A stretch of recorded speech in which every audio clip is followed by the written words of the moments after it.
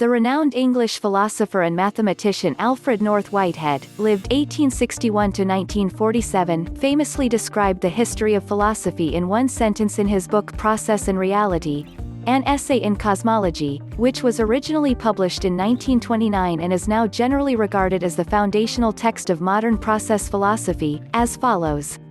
The safest general characterization of the European philosophical tradition is that it consists of a series of footnotes to Plato. I would say that this is an egregious overstatement, but I nonetheless concur with Whitehead that Plato's influence on not just European philosophy, but also Middle Eastern philosophy as well, has been absolutely tremendous.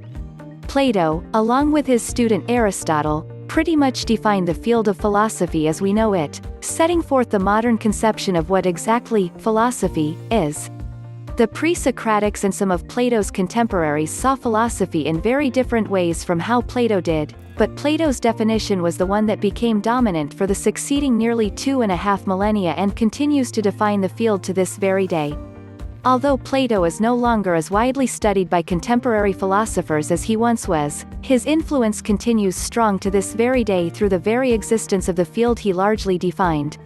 In my view of the issue, the history of philosophy, prior to the arrival of Esoptrics, the algebraic logic of the dynamic mirror, is the history of thinkers trying to figure out what sense experience inferred where. 1. Sense experience was limited to what sense data could be acquired by the naked senses, and 2. The sharing of knowledge among thinkers was super expensive and difficult. Prior to Johannes Gutenberg's invention of the mechanical, moving type printing press. Once conditions number 1 and number 2 were eliminated, the history of philosophy yielded to the history of science, and people like Ludwig Wittgenstein (1889–1951) and widely regarded as the 20th century's most famous philosopher, could then say, the sole remaining task for philosophy is the analysis of language. However, because it's a highly elaborate philosophy-based cosmological system, Esoptrics strongly portends an end to Wittgenstein's pessimistic assessment of philosophy.